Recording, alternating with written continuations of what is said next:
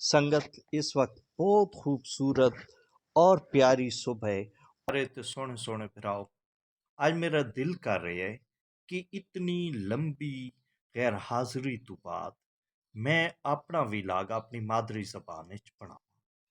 मेरे सोने फिराओ, कुर्बान जावां अल्लाह पाक दे सोने नां तो, उदी सोहनी जात तो, उदी सिफात तो, जिसने सानू दुनिया जहान दियां नेमतां तो नवाजा। दोस्तों, आज 12वां रोज़ है और दोस्तों खूबसूरत मौसम।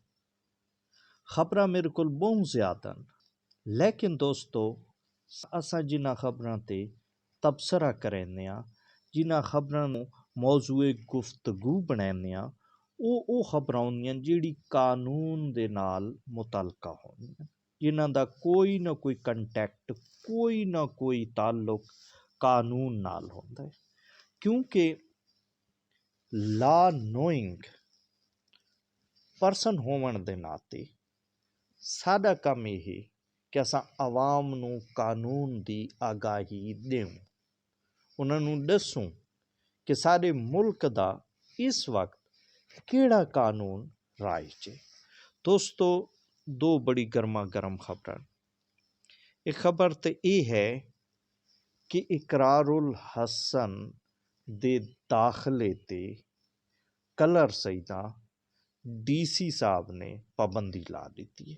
DC रावलपिंडी वो भी देखसूं कि उहदी कानूनी हैसियत। तो असां कानून ते गल कर रहे हैं, जिहड़ी सैक्शन इकरारुल हसन दे मुतलक है वो है 188। किसी लॉफुल आर्डर दी डिसओबीडियंस, नाफरमानी, वो कानून मनण तो इनकार, उस दी सज़ा है दोस्तों पहले 1 महीना है, ठीक है। हुण उस जुर्माना भी ऐड कर दिता गया।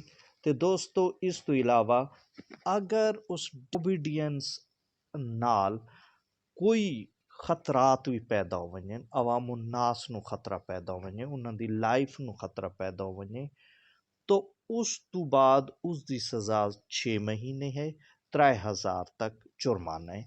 तो दोस्तों अगर इकरारुल हसन कानून दी खिलाफ वर्जी करेंदे होए कलर सईदा दाखिल होंदा है, तो फिर उसनूं 6 महीने सज़ा और 3000 रुपए जुर्माना भी थी सकता है।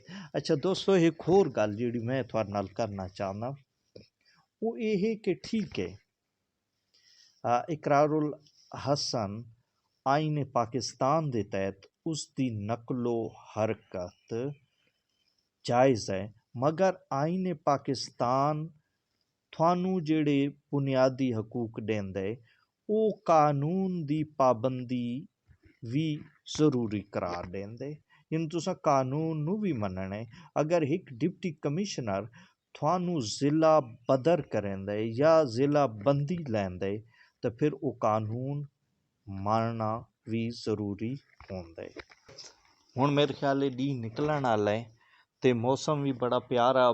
इस्लामाबाद निक्के निक्के ते सोहने सोहने बदल छाए हुए। मैं खिड़की खोलण की कोशिश कर रहा, लेकिन ये खिड़की खुलती नहीं पई, पता नहीं इस की मसला आया होए।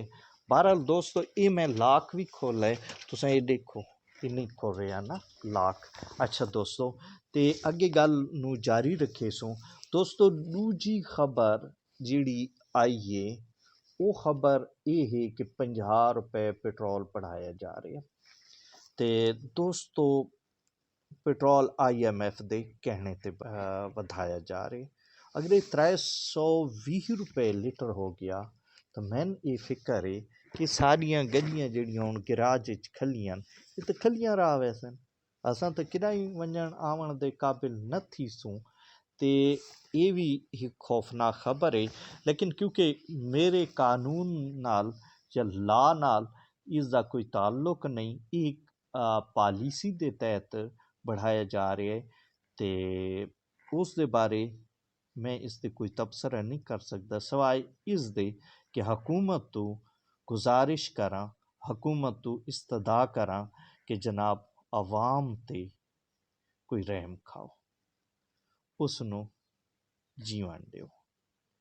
ਉਹ ਵਿਚਾਰੀ ਪਹਿਲੇ ਹੀ ਲਤਾੜੀ ਗਈ ਏ, ਪਹਿਲੀ ਮਰੀ ਪਈ ਏ, ਪਹਿਲੀ ਉਸ ਨੂੰ ਨਾ ਨਫਕੇ ਦੀਆਂ ਫਿਕਰਾਂ, ਘਰ ਵਿੱਚ ਭੁੱਖਾਂ ਦੇ ਰਾਜ ਹਨ, ਭੁੱਖਾਂ ਡੇਰੇ ਲਾਏ ਹੋਏ ਨੇ, ਤੇ ਹਰ ਵੇਲੇ ਲੋਕ ਸਿਰਫ ਗੁਰਬਤ ਗੁਰਬਤ ਗੁਰਬਤ ਨਾਲ ਲੜਨ ਨੂੰ ਲੱਗੇ ਹੋਏ ਨੇ। ਸੰਗਤ ਮੈਨੂੰ ਤੁਸਾਂ ਇਜਾਜ਼ਤ ਦਿਓ ਤੇ ਅੱਜ ਦਾ ਵੀਲਾਗ ਤੁਸਾਂ ਸੁਣ ਕੇ ਤੇ ਅਸਾਂ ਉਸ ਤੇ ਸਹਿਰ ਹਾਸਿਲ ਤਬਸਰਾ ਵੀ ਕੀਤਾ ਹੈ ਤੇ ਇਸ ਦੁਆ ਨਾਲ ਕਿ ਜਿੱਥੇ ਵੀ ਹੋ खुश रहो, आबाद रहो, शाद रहो ते अल्लाह ताला थानू खैर खैरियत ना रखे।